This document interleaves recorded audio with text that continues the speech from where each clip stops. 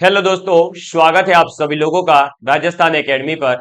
मैं प्रवीण सिंह आप सभी लोगों के साथ में। जैसा कि आप सभी लोग जानते हैं, लगातार आप लोगों के लिए एलडीसी एग्जाम, सीईटी एग्जाम, छात्रावास अधीक्षक, महिला सुपरवाइजर, विभिन्न प्रकार की प्रतियोगी परीक्षाओं के लिए विज्ञान की क्लासेस लेकर के आ रहा हूं। मुझे उम्मीद है कि आप सभी लोगों ने जो है प्लेलिस्ट को कंप्लीट किया होगा और आज की क्लास नंबर 122 के अंदर हम पढ़ने वाले हैं जैव प्रौद्योगिकी के अंतर्गत ही आने वाला एक टॉपिक डीएनए प्रति करती यानी डीएनए रेप्लिकेशन के बारे में अपन पढ़ेंगे। इससे पहले की सभी क्लासेस, यदि आज ही आप हमारे चैनल पर पधारे हैं तो इससे पहले की संपूर्ण क्लासेस प्लेलिस्ट के अंदर सिस्टमेटिकली टॉपिक वाइज अवेलेबल है, तो आप लोग जो है उनको देख सकते हैं और जल्दी से जल्दी रिवीजन कर सकते हैं। अब आप लोग सोच रहे हैं कि हमें नोट्स वगैरह बनाने हैं, तो मेरा आपसे यही एक आग्रह रहेगा कि अब 2 महीने का समय रहा है, आप जो है आप वीडियो को देखिए, उसमें से जो भी शॉर्ट आपको जो लगे याद रखना है वो शॉर्ट नोट्स के रूप में आप नोट डाउन करें। बाकी जो है पूरे के पूरे नोट्स बनाने अब नहीं बैठे। अब आपका समय जो है लगभग क्या है, पास में आ चुका है। 11 अगस्त आपकी एग्जाम डेट है, तो आपके पास में अब 2 महीने से भी कम समय है। इसलिए आप जो है अब लगातार पढ़ाई पर फोकस करें, ज्यादा से ज्यादा रिवीजन पर फोकस करें। और यदि फिर भी आपको लगता है कि नहीं, हम जो है वीडियोस नहीं देख सकते, नोट्स वगैरह से जो है हम हमारी क्लास ले लेंगे, तो आप बेशक जो है हमारे व्हाट्सएप नंबर पर मैसेज करिएगा, आपको जो है वहां पर नोट्स प्रोवाइड कर दिए जाएंगे। इसके अलावा आप जो है अब टेस्ट सीरीज जरूर ज्वाइन करें। तो टेस्ट सीरीज के लिए हमारा ऐप जो है वो अवेलेबल है, विद्यापीठ नाम से हमारा ऐप है। ठीक है, राजस्थान एकेडमी सिरोही नाम से जो ऐप है, वहां पर आपको किसी भी प्रकार का कोई कोर्स वगैरह परचेज नहीं करना है, वो हमारा ऐप अब नहीं है। क्लियर? तो विद्यापीठ ऐप के ऊपर जो है आप अपनी टेस्ट सीरीज ज्वाइन कर सकते हैं। इसके अलावा और भी कोई समस्या आती है तो आप हमसे जरूर कांटेक्ट करिएगा। अबाउट में सभी लिंकें दे रखी है आपको। अब देखिए, आज हम बात करते हैं सबसे पहले डीएनए प्रतिकृति के बारे में। तो आप हेडिंग डालेंगे डीएनए प्रतिकृति, डीएनए प्रतिकृति। हालांकि इसके अंतर्गत सबसे पहले जो है विद्यार्थियों को डीएनए के बारे में बताना होता है, लेकिन मैं आपको बता दूं कि डीएनए जो है वो हम संपूर्ण तरीके से पढ़ चुके हैं, आरएनए भी हम कंप्लीट कर चुके हैं। इसलिए मैं उसी को वापस से जो है यहाँ पर नहीं बताने वाला हूं। इसलिए आप क्या करें, तो सीधे सीधे जो है डीएनए को पहले समझ कर आए जेनेटिक्स वाले भाग से, फिर डीएनए प्रतिकृति को पढ़ेंगे। अब देखिए, डीएनए प्रतिकृति का मतलब क्या है। अगर इन शॉर्ट में अगर समझे तो प्रतिकृति का मतलब होता है बेसिकली कि हमारे पास में एक डीएनए है और उसकी जो है रेप्लिकेशन होगा, उसका प्रतिकरण बनने वाला है, यानी उसकी ऐसी कॉपी अलग अलग बनने वाली है। बस यही है डीएनए रेप्लिकेशन। लेकिन ये होता कैसे है और इसके अंदर क्या क्या होता है, क्या क्या चीजें आपसे पूछी जा सकती है, वो सभी हम यहाँ पर नोट्स में लिखने वाले हैं। बेसिकली यह सजीवों के अंदर है ना, सजीवों के अंदर होने वाली एक जैविक प्रक्रिया है। और इसके माध्यम से क्या होता है, तो इंटरफेज के दौरान है ना, इंटरफेज एक अलग अलग प्रकार की फेजें होती हैं। जब हमारे कोशिकाओं के बारे में बात करते हैं तब इसको ज्यादा डिटेल में पढ़ते हैं, हमें अभी उसके बारे में डिटेल में नहीं पढ़ना है। तो इंटरफेज के दौरान क्या होता है कि जो डीएनए है वो प्रतिकृति जैविक वंशानुक्रम का आधार बनती है। और जब एक युग्मित डीएनए जो है वो अणु उस अणु की एक समान ही दो प्रतिकृतियां उत्पन्न कर देता है, और तब डीएनए की प्रतिक्रिया या जो है प्रतिकृति जो प्रक्रिया है ना, डीएनए प्रतिकृति प्रक्रिया जो है वो प्रारंभ हो जाती है। और मूल रूप से जो हमारा डीएनए अणु है उसके अंदर प्रत्येक के अंदर क्या होती है, एक धागा नुमा संरचना होती है, और वह पूरक धागा नुमा संरचना की उत्पत्ति के लिए एक नमूने की भांति कार्य करती है। यानी कि डीएनए जो होता है उसके अंदर, प्रत्येक डीएनए के अंदर एक धागे नुमा संरचना पाई जाती है, और आगे जो रेप्लिकेशन होने वाला है, प्रतिकृति बनेगा, उसके लिए वो धागे नुमा संरचना जो है क्या काम करती है, तो उसके लिए एक नमूने के रूप में, मॉडल के रूप में, या हम कहते हैं ना कि मॉडल पेपर है ना, तो मॉडल पेपर मतलब पेपर के जैसा एक नमूना, वैसे ही यहां पर भी ये चीज होती है। और फिर जो है किसी भी कोशिका को एक विशिष्ट स्थान पर डीएनए प्रतिकृति की प्रक्रिया प्रारंभ होती है और वहां से फिर डीएनए प्रतिकृति होती है। ठीक है, तो आप लोग जो है इसके अंदर अब लिखेंगे कि डीएनए प्रतिकृति के अंदर यह सजीवों में होने वाली, यह सजीवों में होने वाली एक जैविक प्रक्रिया है। ठीक है, ये क्या है? तो हमारे जो सजीव है उनके अंदर एक जैविक प्रोसेस है, यानी बायोलॉजिकल ये प्रोसेस है। इसके अंदर कोई जो है हार्ड एंड फास्ट या इसके अंदर कोई शरीर में मशीन वशीन घुसा के कुछ नहीं करना है। ठीक है, चलिए इसके बाद लिखेंगे इंटरफेज के दौरान। इंटरफेज के दौरान। इंटरफेस के दौरान होने वाली होने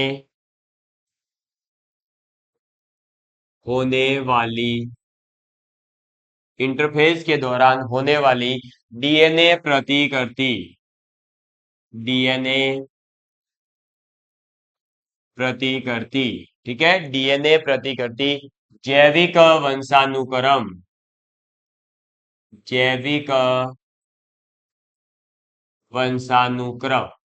ठीक है, जैविक वंशानुक्रम का आधार होती है। का आधार होती है। आधार का मतलब उसका बेस जो है वो ये डीएनए प्रतिकृति ही होती है। तो आधार होती है। इसके बाद में आगे लिखेंगे एक युग्मित डीएनए अणु। एक युग्मित डीएनए अणु। एक युग्मित डीएनए अणु उस अणु की उस अणु की उस अणु की एक समान दो प्रतिकृतियां, है ना? एक समान दो प्रतिकृतियां। समान दो प्रतिकृतियां मतलब आप समझ सकते हैं फोटोकॉपी एक तरह से। ठीक है, प्रतिकृतियां उत्पन्न करता है। उत्पन्न करता है। क्लियर? इसके बाद में तब डीएनए तब डीएनए प्रतिकृति तब डीएनए प्रतिकृति की प्रक्रिया प्रारंभ होती है। की प्रक्रिया प्रारंभ होती है। ठीक है, यहां तक जो है आप नोट डाउन करिए कि प्रतिकृति की प्रक्रिया बेसिकली स्टार्ट कब होगी, ये तो हमें पता होना चाहिए ना। इसको नोट डाउन करिए। आगे लिखेंगे प्रक्रिया प्रारंभ होती है। इसके बाद मूल युग्मित डीएनए मूल युग्मित डीएनए। मूल का मतलब जो पहला बेसिक जो अपने शरीर के अंदर डीएनए पाया जाता है ना, वो मूल युग्मित डीएनए अणु की मूल युग्मित डीएनए अणु की क्या होती है? अणु की जो प्रत्येक धागे नुमा संरचना है। प्रत्येक धागा नुमा संरचना। प्रत्येक धागे नुमा संरचना क्या करती है? तो जो पूरक धागा नुमा संरचना बनने वाली है ना? पूरक धागा नुमा संरचना धागा नुमा संरचना प्रत्येक धागा नुमा संरचना की उत्पत्ति के लिए की उत्पत्ति के लिए उत्पत्ति के लिए एक नमूने का कार्य करती है।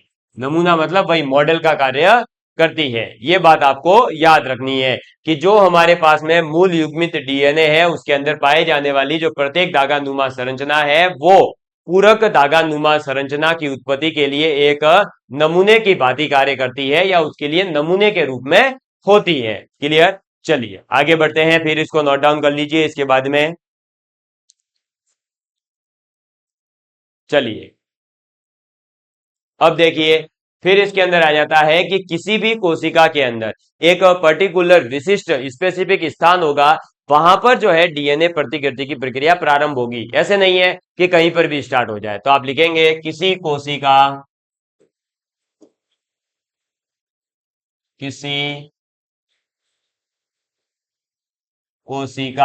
ठीक है, किसी कोशिका में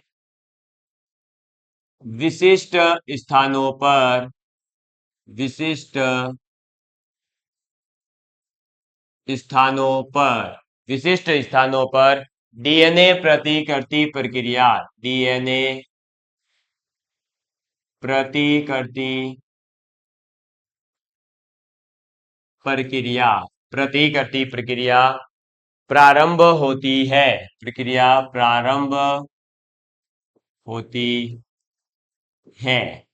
ये बात आपको याद रखनी है कि कोशिका का एक पर्टिकुलर स्थान होगा, वहीं से जो है ये प्रक्रिया प्रारंभ होती है, ठीक है। फिर लिखेंगे मूल स्थान पर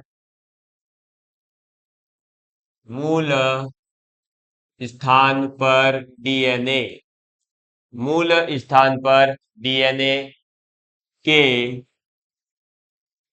पृथक्करण, डीएनए के पृथक्करण, क्या डीएनए के पृथक्करण यानी कि अलग होना और नई धागे नुमा संरचना, और नई धागे नुमा संरचना, और नई धागे नुमा संरचना के संश्लेषण से, के संश्लेषण से, सिंथेसाइजेशन से, संश्लेषण से क्या होता है, तो एक प्रतिकृति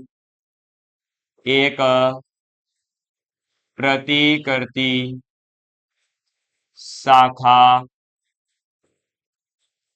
बनती है, क्या एक प्रतिकृति शाखा बनती है। और इस शाखा से फिर क्या होगा, तो से इस शाखा से कुछ प्रोटीन जुड़े होते हैं, कुछ प्रोटीन जुड़े होते हैं, ठीक है। इस शाखा से क्या होता है, तो कुछ प्रोटीन जुड़े होते हैं, और ये क्या करते हैं, तो डीएनए संश्लेषण में मदद करते हैं। ये डीएनए संश्लेषण में डीएनए संश्लेषण में मदद यानी हेल्प करते हैं।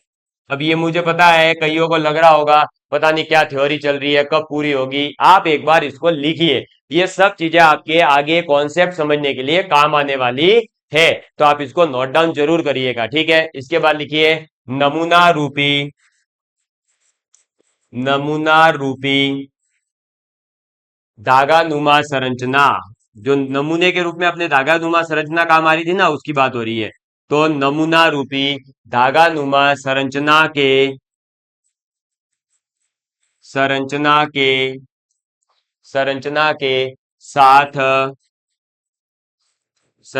के साथ संगत न्यूक्लियोटाइड्स, क्या इसके साथ में जो संगत न्यूक्लियोटाइड्स, ठीक है। तो संगत न्यूक्लियोटाइड्स जोड़कर जोड़कर DNA polymerase polymerase DNA polymerase क्या करते हैं, तो नए डीएनए को संश्लेषित करते हैं, ठीक है। पॉलीमरेज नए डीएनए को संश्लेषित संश्लेषित करते हैं। तो ये बात आपको याद रखनी है कि हमारे पास में जो नमूना रूपी धागा नुमा संरचना थी, उसके साथ में क्या होता है कि जो हमारे न्यूक्लियोटाइड थे, वो न्यूक्लियोटाइड जुड़ करके डीएनए पॉलीमरेज करके नए डीएनए का संश्लेषण करते हैं, या फिर संश्लेषित करते हैं इसको, ठीक है। अब आगे लिखेंगे नेक्स्ट पॉइंट कि डीएनए प्रतिकृति की जो ये प्रक्रिया है, ऐसा नहीं है कि इसको कोशिका के अंदर ही किया जा सकता है। इस डीएनए प्रतिकृति की प्रक्रिया को कोशिका के बाहर भी, है ना, आर्टिफिशियल रूप से, कृत्रिम रूप से भी संपादित की जा सकती है। तो ये पॉइंट आपके काम का है, हो सकता है पूछ लिया जाए। तो लिखेंगे कि डीएनए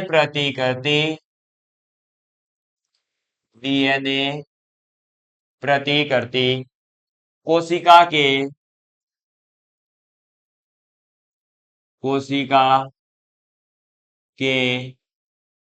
बाहर, कोशिका के बाहर, ठीक है, कोशिका के बाहर कृत्रिम रूप से, कृत्रिम रूप से भी संपादित की जा सकती है। ठीक है, कृत्रिम रूप से भी संपादित की जा सकती है, सकती है। इस बात को आपको याद रखना है। और बेसिकली क्या होता है कि मान लीजिए ये इस प्रकार से जो है डीएनए कनेक्ट रहता है, ठीक है, फिर ये डीएनए इस प्रकार से था, फिर ये आगे जाकर के दो चेन में ऐसे टूट जाता है अलग अलग। यही प्रक्रिया जो है क्या कहलाती है, फिर क्या होता है देखो, फिर यहाँ पर जो है यहाँ से शुरू हो गया और ये यहाँ नया इस प्रकार का ही पैटर्न, जो यहाँ पैटर्न चल रहा था वो पैटर्न यहाँ डेवलप होता है, और यहां से यहां तक में भी। तो इस प्रकार से ये एक अलग डीएनए और एक ये अलग डीएनए, जबकि पहले क्या था, एक ही था। तो एक के ही कितने बन गए, दो बन गए। तो फोटोकॉपी में भी तो यही होता है ना, एक ही चीज होती है, उसको अलग अलग पेज पर प्रिंट करके अपन तीन चार रूप प्राप्त कर लेते हैं। तो ये क्या कहलाता है, डीएनए रेप्लिकेशन कहलाता है। इस बात को आपको याद रखना है।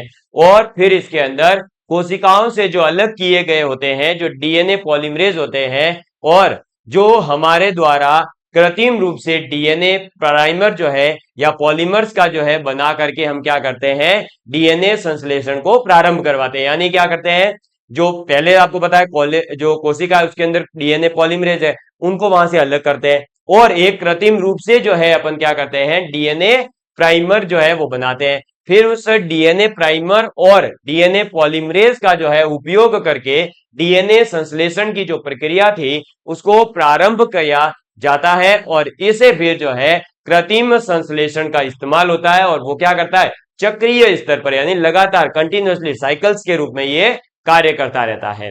ठीक है, ये था डीएनए रेप्लिकेशन। इसी प्रकार से आपको आरएनए के बारे में भी पढ़ना है कि आरएनए क्या होता है, और आरएनए डीएनए कंप्लीट मेरे द्वारा जेनेटिक्स के अंदर ऑलरेडी पढ़ाए जा चुके हैं। तो अब जो आरएनए पर आधारित प्रक्रिया, ये तो है डीएनए पर आधारित टेक्नोलॉजी, डीएनए रेप्लिकेशन। ऐसे ही आरएनए पर आधारित एक जो है टेक्नोलॉजी होती है, उनके बारे में अपन बात करेंगे, जिसके अंदर एक आता है आरएनए हस्तक्षेप, एक होता है एंटीसेंस तकनीक। इन सभी के बारे में थोड़ी बेसिक जानकारी लेते हैं और फिर अपन आगे बढ़ेंगे। इन पर आधारित क्वेश्चंस जो है देखिए आए हैं एग्जाम के अंदर और आ भी सकते हैं, तो थोड़ा सा इनको सीरियस लेकर के पढ़िएगा। आप लिखेंगे आरएनए पर आधारित तकनीक, आरएनए पर आधारित तकनीक। ठीक है, तो आरएनए पर आधारित जो तकनीक है उसके बारे में बात करते हैं। तो आरएनए पर आधारित जो तकनीक है उसमें सबसे ज्यादा जो फेमस या ये कहें कि प्रचलित तकनीक है जो अभी बायोटेक्नोलॉजी के अंदर, वो है आरएनए हस्तक्षेप। क्या, आरएनए हस्तक्षेप, यानी आरएनए इंटर, क्या भाई देखो, हस्तक्षेप करने का मतलब क्या, उनके पर्सनल लाइफ के अंदर घुस करके इंटर क्या करना, इंटरनल जो है अफेयर्स चेंज करवाने या इंटरनल हस्तक्षेप करना, है ना। तो इसे कहते हैं हमारा आरएनए हस्तक्षेप। क्लियर, ये याद रखना। तो अपन बात करेंगे अब आरएनए हस्तक्षेप क्या होता है। बेसिकली इसे सबसे पहले तो अपन आरएनए आई कहते हैं, आरएनए आई। क्लियर, ये होता है आरएनए हस्तक्षेप का साइन, ये याद रखना। अब ये जो आरएनए हस्तक्षेप है, इसके अंदर क्या होता है कि एक जीन साइलेंस करने की ये एक तकनीक है और कुछ भी नहीं। ये क्या है, जीन को साइलेंस करने की तकनीक है। यानी हमारे पास जो जीन होते हैं वो आपको पता है आनुवांशिकताओं को आगे बढ़ाने का कार्य करेंगे, यानी पिता से पुत्र के अंदर जो है गुणों को ट्रांसफर करते हैं। पर मान लीजिए हम चाहते हैं कि किसी विशेष प्रकार के गुण को हम रोक देवे तो उसको क्या करना पड़ेगा, चुप करना पड़ेगा। आपको पता ही है पॉलिटिक्स के अंदर भी यही होता है कि अगर कोई ज्यादा उछल रहा है तो उसकी आवाज को दबा दिया जाता है, साइलेंस कर दिया जाता है। तो वैसे ही यहां पर भी है, यहां पर क्या होगा कि जो जीन है उसको साइलेंस कर दिया जाएगा। तो जीन साइलेंसिंग तकनीक जो है वो होती है बेसिकली आरएनएआई, और कुछ भी नहीं है। तो हम क्या करेंगे कि आरएनएआई जो है ये क्या है, तो यह एक जीन साइलेंसिंग, जीन साइलेंसिंग यानी साइलेंस करने की तरकीब, तो साइलेंसिंग तकनीक है। ठीक है, ये बात आपको याद रखनी है। फिर ये जीन साइलेंसिंग तकनीक है जो क्या करेगी कि जो डबल स्टैंडर्ड हमारे पास आरएनए होता है ना, उस डबल स्टैंडर्ड आरएनए के हेल्प से हम क्या करते हैं कि जो भी हमारा टारगेटेड लक्षित जो कोशिकाएं हैं उनके ऊपर प्रोटीन संश्लेषण जो होता है उस प्रोटीन संश्लेषण की प्रक्रिया को रोक देते हैं। और जब उसकी प्रक्रिया को रोक दिया गया है तो ऑब्वियस सी बात है कि उसकी प्रोटीन संश्लेषण की प्रक्रिया रोकने पर वह जो है गतिविधियां वगैरह जो है उसकी वो क्या हो जाएगी, घटा दी जाती है। अगर हम चाहते हैं कि उसको जो है यूज में लेना है आगे, तो हम उसकी गतिविधियों को क्या कर देंगे, बढ़ावा देंगे, बढ़ा सकते हैं। और कोशिका के अंदर फिर जो है पराजीवी यानी कि दूसरे जीव में से जो जीन होते हैं या जो वायरस होता है या ट्रांसपोसोन होता है उससे बचाने के लिए हम जो है कई बार आरएनए हस्तक्षेप एक महत्वपूर्ण भूमिका निभाता है। तो आप इसके अंदर लिखेंगे कि ये एक जीन साइलेंसिंग तकनीक है। इसके बाद क्या लिखेंगे कि डबल स्टैंडर्ड डबल स्टैंडर्ड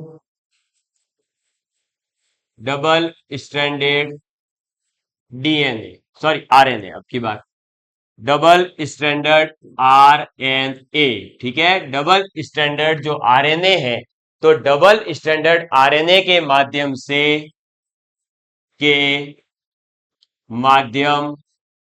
से लक्षित कोशिकाओं लक्षित कोशिकाओं लक्षित का मतलब हो गया कि हमारी टारगेटेड जो कोशिका है ना, जो हम जिस कोशिका को टारगेट कर रहे थे वो, तो लक्षित कोशिकाओं में प्रोटीन संश्लेषण प्रोटीन संश्लेषण प्रोटीन संश्लेषण को को रोकता है तथा इसकी गतिविधियों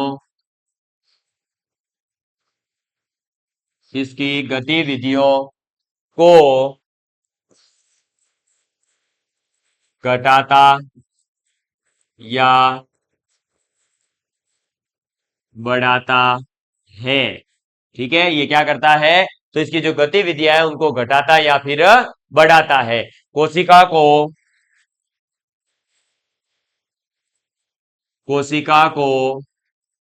परजीवी जीनों है ना, परजीवी जीनों यानी कि ट्रांसजेनिक जीन, जिनकी बात अपन को आगे करनी भी है। तो पराजीवी जीनों, वायरस, ठीक है, वायरस एवं ट्रांसपो ट्रांसपोसोन, ठीक है, ट्रांसपोसोन प्राणजीनी जीनों जीनी जीवी जीनों, वायरस एवं ट्रांसपोसोन से बचाने के लिए जो आरएनए हस्तक्षेप है यानी कि आरएनएआई जो है, आरएनएआई एक महत्वपूर्ण भूमिका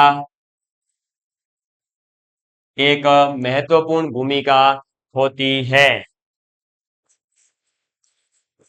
भूमिका होती है। क्लियर? तो ये बात हमें याद रखनी है कि आरएनए पर आधारित एक जो तकनीक है आरएनएआई, जिसे अपन आरएनए हस्तक्षेप कहते हैं, ठीक है। और ये जो है एक जीन साइलेंसिंग तकनीक पर आधारित है, और इसके अंतर्गत क्या होता है, तो डबल स्टैंडर्ड जो आरएनए होता है उसकी माध्यम से लक्षित कोशिकाओं का प्रोटीन संश्लेषण रोका जाता है, और साथ ही साथ जो है उनकी गतिविधियों को घटाया या बढ़ाया जाता है, और फिर जो है उस कोशिका को क्या कर दिया जाता है भाई, जो है चेंज कर दिया जाता है। और इसी प्रकार से ये जो है हमारे पास में पराजीवी जीनों, वायरस और ट्रांसपोसोन से बचाने के लिए भी हमारे पास एक क्या करता है, महत्वपूर्ण भूमिका निभाता है। कौन? आरएनए हस्तक्षेप। क्लियर? इसको आप एक बार नोट डाउन कर लीजिए, फिर अपन आगे बढ़ते हैं। इसके बाद में हमारे पास में एक बहुत ही शानदार सी तरकीब आ जाती है, जिसकी सहायता से आप कैंसर है या फिर जो वायरल संक्रमण वगैरह हो गया है उससे भी जो है हम बचा सकते हैं, और वो क्या है, एंटी सेंस तकनीक। तो आप हेडिंग डालेंगे एंटी सेंस तकनीक, एंटी सेंस तकनीक। ठीक है। अब एंटी सेंस तकनीक की अगर अपन बात करें, तो एंटी सेंस तकनीक क्या होती है, कुछ रोग होते हैं जैसे कि हमारे पास कैंसर है, परजीवी है, वायरल संक्रमण है, जो क्या करते हैं, रोजमर्रा के जीवन में एक विशिष्ट प्रकार का जो है प्रोटीन होता है, उस प्रोटीन का हमारे शरीर में क्या करते हैं, लगातार बहुत ज्यादा उत्पादन करते हैं। और उसके लिए जो है फिर हमारे पास में एक वैकल्पिक जो है क्या होना चाहिए, उपचार भी होना चाहिए। क्योंकि हम जो है आरएनए हस्तक्षेप तो तभी काम करेगा जब आप प्रोटीन संश्लेषण को रोक देंगे, लेकिन यहां पर कुछ जो है कैंसर है, पराजीवी जीन्स होते हैं या फिर वायरल संक्रमण है, उस केस में तो प्रोटीन बहुत ज्यादा डेवलप होता है, तो प्रोटीन संश्लेषण रोक करके भी आप कुछ नहीं कर सकते। तो फिर ऐसे में उन डिजीज का इलाज करने के लिए हमारे पास में एक बहुत ही अच्छी जो है तकनीक है, और जिसे हम कहते हैं एंटी सेंस तकनीक। इस एंटी सेंस तकनीक का जो है हम उपयोग करते हैं। इसमें क्या होता है, तो एंटीसेंस जो आरएनए होते हैं उनको एक सिंगल स्टैंडर्ड आरएनए होते हैं बेसिकली, और जो क्या करते हैं कि किसी भी कोशिका के अंदर घुस करके प्रतिलिखित जो हमारे पास एम आरएनए होता है, आपको पता है आरएनए 3 प्रकार के होते हैं, तो जो प्रतिलिखित एम आरएनए है उस एम आरएनए के स्टैंडर्ड का पूरक बन जाता है। इसको इतना लिखिए, धीरे धीरे समझ आएगा, है ना, एक सम से सब कुछ नहीं खाता है। तो एंटीसेंस तकनीक कब काम आएगी, तो कुछ रोग जैसे, कुछ रोग जैसे कैंसर, ठीक है, पराजीवी जीन, वायरल संक्रमण, ठीक है, वायरल संक्रमण जो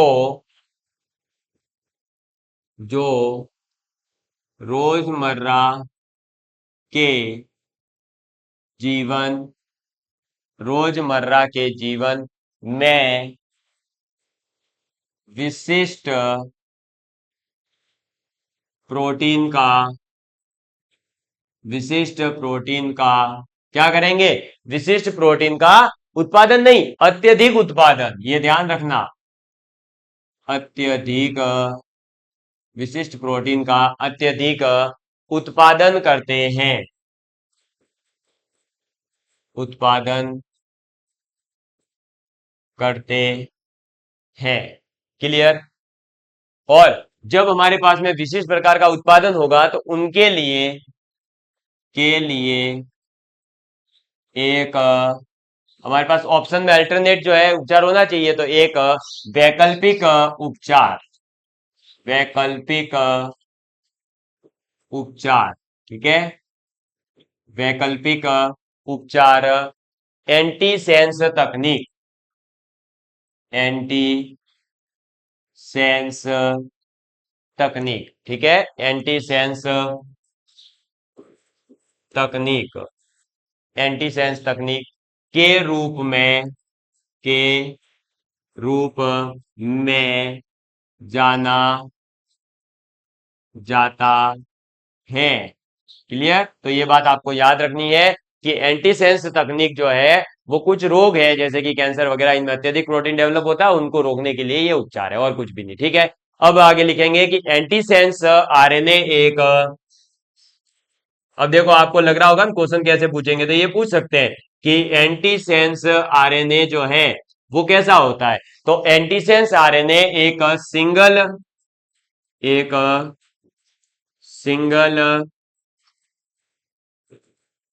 स्टैंडर्ड आरएनए, ये क्या है, सिंगल स्टैंडर्ड आरएनए है। कैसा है, तो सिंगल स्टैंडर्ड आरएनए है जो कि सिंगल आरएनए है जो कि किसी कोशिका के अंदर, एक सेकेंड है ना, किसी कोशिका के अंदर, बेसिकली कुछ टेक्निकल इश्यू आ रहा था इसलिए, तो लिखेंगे आरएनए है जो कि किसी किसी कोशिका के अंदर, कोशिका के अंदर क्या करते हैं, तो अंदर प्रतिलिखित प्रतिलिखित आरएनए, क्या, प्रतिलिखित RNA, mRNA, sorry mRNA standard के स्टैंडर्ड के प्रतिलिखित एमआरएनए स्टैंडर्ड के पूरक हैं। ठीक है, तो ये एंटीसेंस आरएनए जो है वो किसका पूरक होता है, ये भी पूछ लिया जा सकता है। तो आप कहेंगे कि एमआरएनए स्टैंडर्ड का पूरक है। इसके अलावा इसके अंदर पूछा जा सकता है कि जो एंटीसेंस आरएनए होते हैं वो कैसे होते हैं, डबल स्टैंडर्ड होते हैं, सिंगल स्टैंडर्ड होते हैं। तो आप याद रखेंगे कि ये जो है सिंगल स्टैंडर्ड आरएनए होते हैं। क्लियर, ये बात आपको याद रखनी है। ट्रांसलेशन की जो प्रक्रिया है, आगे बढ़ते हैं इससे आगे, हमारे पास में ट्रांसलेशन एक प्रक्रिया हम पीछे पढ़ चुके हैं, ठीक है, जेनेटिक्स के अंदर। तो ट्रांसलेशन की प्रक्रिया को बाधित बाधित करने का मतलब उसको रोकना है अल्टीमेटली। ठीक है, तो ट्रांसलेशन प्रक्रिया को बाधित करने के लिए बाधित करने के लिए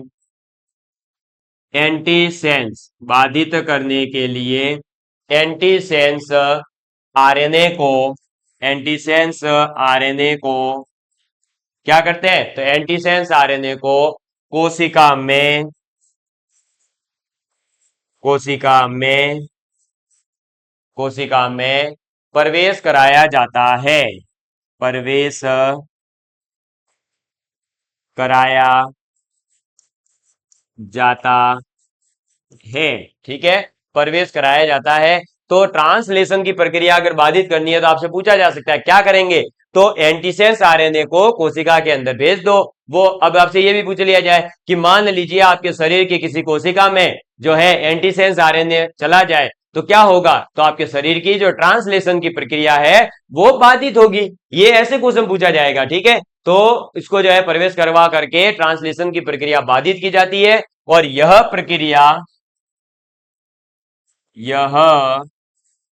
प्रक्रिया यानी यह प्रोसेस जो है sense M R N A, यह प्रक्रिया sense M R N A के साथ, आगे लिखेंगे एम आर एन ए के साथ क्या करेगी, बेस पेयरिंग यानी सारों का जो है पेयरिंग होगा। तो बेस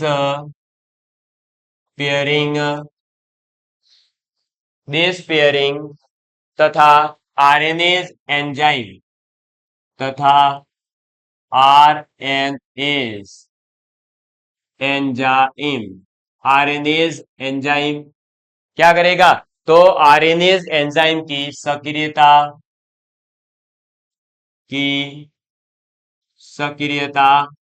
जो है उससे संपन्न होती है। ठीक है, तो ये याद रखेंगे कि जो हमारा एंटीसेंस जो है वो कोशिका में चला गया, अब वो प्रक्रिया हो किसकी वजह से, जाने के बाद वो ट्रांसलेशन क्यों बाधित करता है, क्योंकि ये क्या करता है कि जो एंटीसेंस एमआरएनए है उसके साथ में बेस पेयरिंग कर देता है। और जैसे ही सेंस एमआरएनए है ना, यहाँ पर ये अपन ने लिखा है कि नहीं, हाँ, यह प्रक्रिया कब होगी, तो जो सेंस एमआरएनए है वो क्या करेगा, बेस पेयरिंग करेगा और आरएनएस एंजाइम जो होते हैं उनकी सक्रियता होने पर जो है संपन्न होती है। तो सक्रियता से संपन्न होती है। तो ये आपको याद रखना है कि एंटीसेंस जो है वो कैसे कोशिका के अंदर घुस के ट्रांसलेशन की प्रक्रिया को बाधित करेगा। तो कैसे बाधित करेगा, वो उसके अंदर जाकर के जो सेंस एमआरएनए है उसके साथ में तो क्या कर लेगा, बेस पेयरिंग करेगा। और हमारे पास जो आरएनएज एंजाइम है वो क्या करेंगे, अपनी सक्रियता करेंगे, एक्टिविटी शो करेंगे, और उससे जो है फिर ये ट्रांसलेशन की प्रक्रिया बाधित होगी। समझ में आई बात। अब वो कैसे बाधित होती है इसको देखिएगा आप इधर यहां पर उदाहरण से, है ना, अभी समझ में आ जाएगा, देखना उदाहरण। अब उदाहरण के अंदर मान लीजिए एम आर एन ए जो है, एम आर एन ए उसका स्ट्रक्चर ऐसा बन रहा है, ए यू जी। अब ये ए यू जी सी क्या है वो सब आपको पता है, एडिनोनिन, यूरेसिल, गुआनिन और साइटोसिन, ये आपको बता रखे। तो ए यू जी, फिर आपके पास मान लीजिए ट्रिपल ए आ गया, फिर आपके पास में आ गया ट्रिपल सी, है ना, और जी यू जी। मान लो एम आर एन ए जो था उसके अंदर इस प्रकार का स्ट्रक्चर बना हुआ था, इन सभी न्यूक्लियोइक अम्लों को जो है ऐसे सेट किया गया था। ऐसे ही तो बनता है एम आर एन ए। अब बताइए, अगर हम जो है बात कर रहे हैं एंटीसेंस आरएनए की, किसकी बात करेंगे, एंटीसेंस आरएनए। तो जो एंटीसेंस आरएनए होगा वो ठीक इसका उल्टा बनेगा। उल्टा कैसे, देखिएगा, ए यू है तो ये हो जाएगा यू ए, क्या हो जाएगा, यू ए। फिर यहां पर देखिए क्या होगा, तो ये है जी, और जी का उल्टा बेस पेयरिंग किसके साथ होता है, सी के साथ में, तो साइटोसिस। फिर ए का जो है उल्टा आ जाएगा यू यू यू। फिर सी का उल्टा क्या होता है, जी जी जी, आपको पता है ये तो, है ना, तो ये जी जी जी। फिर जी का उल्टा क्या होता है, सी, तो ये आ गया सी। यू का उल्टा ए और जी का उल्टा सी। तो देखा आपने, ये है एम आर एन ए, और इसका एंटीसेंस आरएनए जो है वो आपका ऐसे बन जाएगा। क्यों, क्योंकि आप लोगों को ये पता होना चाहिए ए का यू के साथ में, जी का सी के साथ में बेस पेयरिंग होता है। तो इसलिए यहां पर क्या होगा, एंटीसेंस में, अब देखो क्या कर दिया इसने, उल्टा हो गया सब, ए का यू हो गया, यू का ए हो गया, जी का सी हो गया, ए का यू, तो ये एंटीसेंस आरएनए कहलाता है। तो आपसे ये पूछा जा सकता है कि अगर जो है आपके पास एम आरएनए का इसमें से मान लो AUG दे दिया, बस क्या बोला, AUG है, तो बताइए इसका एंटीसेंस आरएनए कैसा बनेगा। तो ए का उल्टा, यू का उल्टा और जी का उल्टा क्या होगा, ए का उल्टा यू, यू का उल्टा ए, जी का उल्टा सी, तो UAC बन जाएगा। फिर वहां आप अपना जो है रीजनिंग वाला दिमाग मत लगा देना कि ए से यू बन रहा है ना, तो वहां ये ऐसे आपकी टेक्नोलॉजी काम करती है। अब आपको केवल ये याद रखना है कि ये इस प्रकार से होता है। इसके अलावा जीन अभिव्यक्ति जो होती है ना, जीन को अपने आप को, जीन अपने आप को शो करता है अपने लक्षणों के माध्यम से, उसको बाधित करने के लिए भी, है ना, हम क्या करते हैं, एंटीसेंस तकनीक का उपयोग करते हैं। इसके बारे में और डिटेल में अगली क्लास में पढ़ेंगे। तो तब तक के लिए बाय बाय। हो सकता है देखो अब जो है ना बायोलॉजी के अंदर ये बायोटेक्नोलॉजी वाला पोर्शन है, इसमें कुछ चीजें ऐसी है जिसमें ज्यादा थ्योरी है, तो टेंशन नहीं लेना है। अपन आगे जो है इसको जल्दी से जल्दी पूरा करके और फिर जो है बढ़िया बढ़िया कॉन्सेप्ट वाले भाग पर जाएंगे। धन्यवाद।